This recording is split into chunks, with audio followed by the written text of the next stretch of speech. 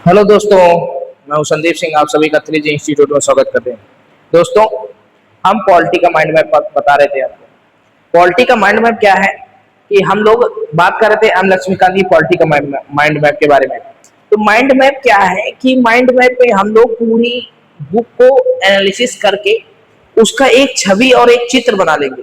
उस चित्र के माध्यम से हम लोग पूरी एम लक्ष्मीकांत को याद कर पाएंगे। जैसे आप लोग मूवी देखते हैं, मूवी देखने में क्या होता है कि आप लोगों को वो सब पिक्चर पूरी टोटली याद रहती है। क्यों? क्योंकि वो पिक्चर फॉर्म में हम रहती है। इसीलिए हमने पूरी एम लक्ष्मीकांत को पिक्चर फॉर्म में एक सर्कल में तथा इन पॉइंटों के आधार पर हमने बताने का प्रयास किया है कि एक पिक्चर आपके दिमाग में बैठ जाएगी और जब आपको पूरे पिक्चर याद होगी तो आपको पॉलिटी की माइंड मैप बनाने में आसान होगा। कैसे? जैसे हमने बताया था कि एम लक्ष्मीकांत जी ने अपनी एम लक्ष्मीकांत को 11 भागों में बांटा है। कितने भागों में बांटा है? 11 भागों में। 11 भाग में कौन कौन से भाग थे? हमने पहला भाग बताया था संवैधानिक ढांचा, दूसरा बताया था सरकार की प्रणाली, तीसरा बताया था कि केंद्र सरकार, चौथा बताया था राज्य सरकार, पांचवा बताया था आपका स्थानीय सरकार, फिर उसके बाद में छठा बताया था आपका केंद्र राज्य संबंध, फिर उसके बाद सातवां बताया था संवैधानिक निकाय। संवैधानिक निकाय में ऐसे निकाय जो संविधान के अंतर्गत आते हैं, संविधान में जिनका वर्णन है वो संवैधानिक निकाय। फिर हमने सातवें बाद आठवां बताया था कि गैर संवैधानिक निकाय, ऐसे निकाय जिनको आयोग द्वारा जोड़ा गया, संविधान में जोड़ा गया, तथा अन्य गैर संवैधानिक निकाय। अन्य गैर संवैधानिक आयाम की बात करेंगे 9वें और 10वें बताया था उन्होंने राजनीतिक गतिशीलता बताया है। एम लक्ष्मीकांत का 10वां जो बड़ा पार्ट है उसमें राजनीतिक गतिशीलता बताया गया, जिसमें आपको चुनाव से लेकर के चुनाव कानून से लेकर के पूरे आपको दल बदल कानून उसी राजनीतिक गतिशीलता में आपको पढ़ने को मिलेंगे। तथा 11वां भाग जो आपका है एम लक्ष्मीकांत में संविधान की कार्य प्रणाली, संविधान किस प्रकार कार्य करती है, किस प्रकार अपना पूरा साम्राज्य संविधान के माध्यम से पूरे राज्यों में संविधान के कानून के अनुसार प्रशासित होता है, प्रशासन कार्य करता है, किस प्रकार से कानून अपना पूरा दायरे में कार्य करता है, संविधान के किस मानकों के आधार पर राज्य अपना काम करता है, संविधान के किन महत्वों को लेकर के सरकार कार्य करती है, राज्य सरकार हो चाहे केंद्र सरकार, हमारी दोनों सरकारें क्या करती हैं कि अपना अपना कार्य संविधान के अनुरूप करती हैं और प्रशासन करती हैं तथा संविधान से अपनी शक्तियां लेती हैं और कार्य करती हैं। तथा हमने बीच में बताया था कि समवर्ती सूची, संघ सूची तथा राज्य सूची, इन सूचियों में संघ अपने नियम कायदे कानून संघ सूची बनाता है, राज्य अपने नियम राज्य सूची बनाता है तथा समवर्ती सूची ऐसी सूची है जिसमें राज्य और केंद्र दोनों अपने अपने नियम बना सकते हैं। तो इसमें सब में अलग अलग विषय दिए गए हैं, सब में किसी में 100 विषय है, किसी में 60-62 विषय है, किसी में अपना 29 विषय है। इस प्रकार से हम लोग बात करते हैं। तो हमने बात किया था, पहला हमने बात कर लिया था संवैधानिक ढांचा जिसके 11 लेसन थे। संवैधानिक ढांचा के 11 लेसनों में हमने बताया था कि पहला जो एम लक्ष्मीकांत ने संवैधानिक ढांचा बताया, दूसरा बताया सरकार की प्रणाली। तो संवैधानिक ढांचे में हमने बताया था कि 11 लेसन है। 11 लेसन में पहला लेसन हमने बताया था, क्या बताया था कि ऐतिहासिक पृष्ठभूमि क्या थी संविधान की, संविधान के निर्माण की ऐतिहासिक पृष्ठभूमि क्या थी। फिर उसके बाद में हमने बताया था कि किस प्रकार से संविधान का निर्माण हुआ, किन किन परिस्थितियों पर कितने अध्यक्ष थे, कितने समितियां हैं, कितने वाचन हुए। इस प्रकार हमने संविधान निर्माण की बात की थी। फिर संविधान की विशेषता भाग 3 में, भाग पहले के संवैधानिक ढांचा का तीसरा अध्याय हमने बात किया था संविधान की विशेषताएं। चौथा बताया था कि संविधान का उद्देशिका क्या, प्रस्तावना क्या है। पांचवा हमने बात किया था संविधान की संघ राज्य क्षेत्र के बारे में। फिर हमने छठा बात किया था संविधान की नागरिकता, नागरिकता किस प्रकार से लोग लेते हैं, भाग हमने छठे में बात किया था, अध्याय छठे में बात किया था। भाग 1 का संवैधानिक ढांचे का 6वां अध्याय था नागरिकता, तथा 7वां और बड़ा अध्याय था आपका मूल अधिकार, जिस पर हमने संवैधानिक ढांचा के 7वें अध्याय पर बात किया था मूल अधिकार। तथा हमने बात किया था 8वें अध्याय पर बात किया था हमने राज्य के नीति निर्देशक बीपीएसपी। तथा उसके बाद में 9वें अध्याय पर हमने बात किया था मौलिक कर्तव्यों के बारे में हमने बात किया था। फिर उसके बाद में हमने बात किया था मौलिक कर्तव्यों के बाद में टोटल हमने बात किया था कि संविधान का संशोधन कैसे होता है, संविधान के संशोधन कैसे होता है। तथा हमने 10वां बात किया था कि किस प्रकार से संविधान का बेसिक स्ट्रक्चर क्या है, किस प्रकार से हमने बात किया था। इस प्रकार हमने 11 अध्यायों का अध्ययन किया था। उसके बाद हमने बात किया सरकार की प्रणाली। सरकार की प्रणाली में किस प्रकार की संसदीय प्रणाली है, किस प्रकार की संघीय प्रणाली है, तथा केंद्र राज्य संबंध क्या है, अंतरराज्यीय संबंध क्या है, तथा आपातकालीन प्रावधान।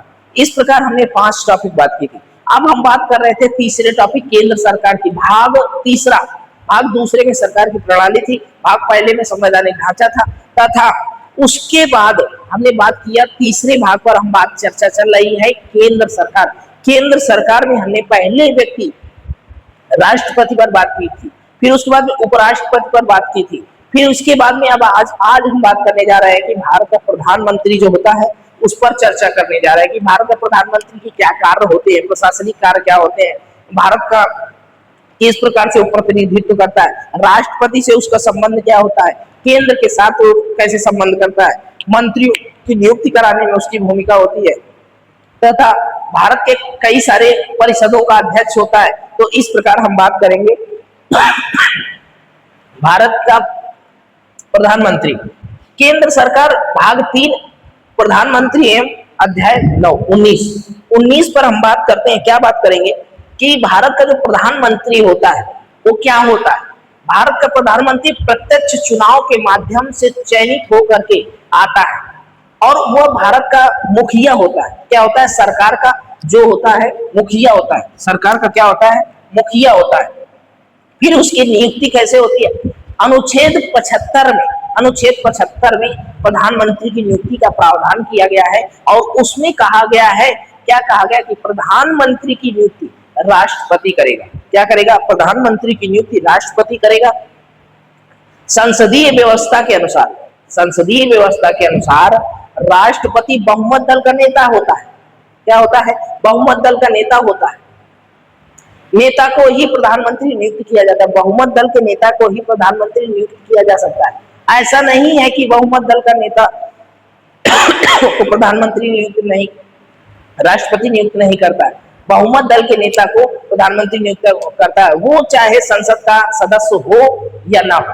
यदि संसद का सदस्य नहीं है तो 1 माह के अंदर वह किसी भी सदन से अपनी अध्यक्षता या सदस्यता स्वीकार लेगा और भारत का प्रधानमंत्री बन जाएगा। तो कहने का तात्पर्य कि यदि स्पष्ट बहुमत ना हो तो प्रधानमंत्री की नियुक्ति में वह अपना व्यक्तिगत विवेक का प्रयोग करता है। कौन, राष्ट्रपति।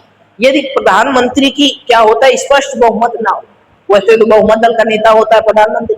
यदि स्पष्ट बहुमत ना हो, क्या हो, स्पष्ट बहुमत ना हो तो राष्ट्रपति अपने विवेकानुसार प्रधानमंत्री का चयन कर सकता है और जिसको प्रधानमंत्री नियुक्त करेगा उसे 1 माह के अंदर सदन में विश्वास लेना होता है, लेने की आवश्यकता होती है। यदि वह किसी 1 माह के अंदर प्रधानमंत्री किसी भी सदन का सदस्यता या विश्वास प्राप्त नहीं करता है तो उसे अपने पद से इस्तीफा देना होता है। फिर बात करते हैं कि क्या हुआ था 1980 में। क्या हुआ कि दिल्ली में उच्चतम न्यायालय ने कहा कि जरूरी नहीं कि प्रधानमंत्री बनने के पहले वह सदन का सदस्य हो, वह बनने के बाद भी सदस्यता को ले सकता है। सदस्यता बनने के बाद भी वह किसी भी सदन का सदस्यता ले सकता है। इस प्रकार हमारे प्रधानमंत्री की नियुक्ति होती है। उसके बाद क्या होता है कि शपथ, पदावधि तथा वेतन। प्रधानमंत्री शपथ लेता है। क्या लेता है कि मैं भारत के संविधान की सच्ची निष्ठा के साथ पालन करूंगा। क्या लेता है कि वह प्रधानमंत्री शपथ लेता है और उसको शपथ दिलाता है राष्ट्रपति। राष्ट्रपति शपथ दिलाता है। कौन दिलाता है, राष्ट्रपति शपथ दिलाता है और प्रधानमंत्री शपथ लेता है कि मैं भारत के संविधान के प्रति सच्ची श्रद्धा रखूंगा।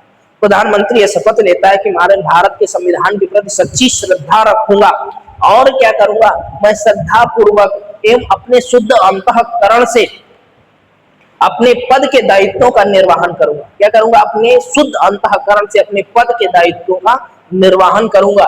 निश्चित कार्यकाल, इसका जो कार्यकाल होता है, पदावधि जो होती है इसकी पदावधि निश्चित नहीं होती है। इसकी पदावधि निश्चित नहीं होती। ये राष्ट्रपति के प्रसाद पर्यंत पद पर बना रहता है। बट इसका ये मतलब नहीं कि प्रसाद पद पर बना रहता है, तो इसलिए राष्ट्रपति कभी भी प्रधानमंत्री को हटा सकता है, ऐसा नहीं है। प्रधानमंत्री को तब तक नहीं हटा सकता जब तक उसको सदन में, लोकसभा में विश्वास प्राप्त है। यदि उसको लोकसभा में विश्वास प्राप्त नहीं है तो या तो वो इस्तीफा दे दे या तो राष्ट्रपति उसे बर्खास्त कर दे प्रधानमंत्री को। तो निश्चित कार्यकाल नहीं, राष्ट्रपति के प्रसाद पर्यंत पद पर बना रहता है। जब तक लोकसभा में उसे बहुमत प्राप्त है तब तक वह अपने पद पर बना रह सकता है, तब तक वह अपने पद पर बना रह सकता है। और अगर वेतन की बात करें तो वेतन की बात करें तो जितना वेतन एक संसद को प्राप्त होता है, एक संसद सदस्य को प्राप्त होता है या सांसद को प्राप्त होता है, उतना ही प्रधानमंत्री को प्राप्त होता है। वेतन की बात करें तो जितना वेतन एक सांसद को प्राप्त होता है उतना ही वेतन प्रधानमंत्री को दिया जाता है। और इसके प्रधानमंत्री का वेतन भत्ता और अलग अलग होता है। और फिर उसके बाद बात करते हैं प्रधानमंत्री के कार्य व शक्तियां। प्रधानमंत्री के बहुत सारे कार्य होते हैं, पूरे भारत का उसके पास में राजनीतिक क्षमता का करने का और उसके प्रसार करने का, देश विदेश में अपने संबंधों को, द्विपक्षीय संबंधों को निर्मित करने का अधिकार होता है। इस प्रकार प्रधानमंत्री के कार्य बहुत सारे होते हैं, पर कुछ चुने कार्य हम लेकर आए हैं कि ये क्या कार्य करता है। कि मंत्री परिषद के संबंध में, मंत्री परिषद के संबंध में, क्योंकि वो मंत्रियों का मुखिया होता है, मंत्रियों की नियुक्ति करवाता है राष्ट्रपति से कह करके। तो क्या होता है, मंत्री नियुक्त करने के लिए अपने दल के व्यक्तियों को राष्ट्रपति को सिफारिश करता है। मंत्रियों की नियुक्ति के लिए अपने दल के सदस्यों का राष्ट्रपति से क्या करता है, आवेदन या नियुक्ति करने के लिए सिफारिश करता है। क्या करता है, सिफारिश करता है। फिर मंत्रियों को विभिन्न मंत्रालय नियुक्त करता है।